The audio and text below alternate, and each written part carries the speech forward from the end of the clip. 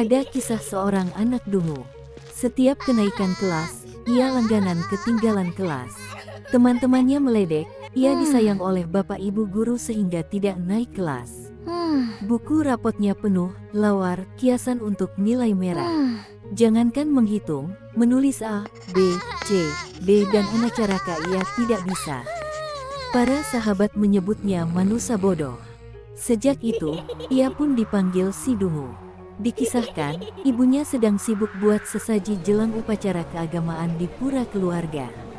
Ibunya pun minta tolong ke anaknya untuk beli bebek di pasar. Ibunya berikan uang 100 rupiah ribu dan sampaikan pesan kepada putranya. Belikan ibu bebek gemuk dan berat agar banyak dapat daging bahan sate. Si dungu bergegas pergi ke pasar belikan ibunya bebek untuk bahan sate. Setiba di pasar, ia kebingungan mencari tempat dagang bebek. Banyak dagang ia jumpai di pasar. Ada dagang bahan bumbu, dagang canang, dagang jajan, palen-palen, pisau, hingga dagang daging. Dagang bebek dan ayam berkelompok di sudut barat laut. Ia bergegas menuju dagang itik. Jero, tolong pilihkan saya itik yang berat dan gemuk. Penjual kemudian menangkap dan memberikan bebek gemuk. Si dungu mengangsurkan uang 100 rupiah ribu.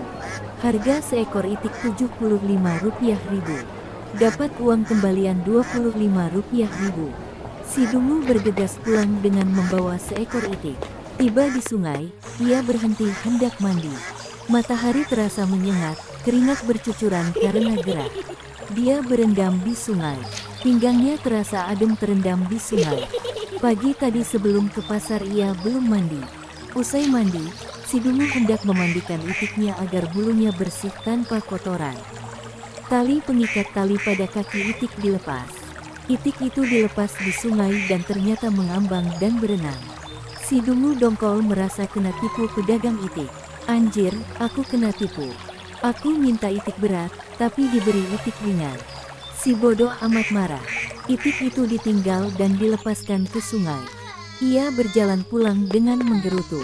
Ranting pohon yang teronggok di jalan ditendang. Kakinya terluka dan berdarah, jalannya pincang. Ibunya kaget melihat anaknya berjalan pincang tanpa bawa itik. Dia menduga anaknya kena jambret di jalan karena kakinya terluka dan berdarah. Kenapa kamu kakimu terluka, kamu kena begal di jalan? Tidak bu, aku marah. Ranting pohon yang teronggok di jalan aku tendang. Ngapain kamu nendang ranting pohon di jalan? Kuatkah kakimu? Aku marah, ditipu pedagang itik. Aku minta itik yang berat tapi diberi itik kurus. Ketika aku lepas di sungai, bebek itu mengambang. Ibunya pun marah. Risiko jadi anak bodoh, tidak mengerti pesan orang tua.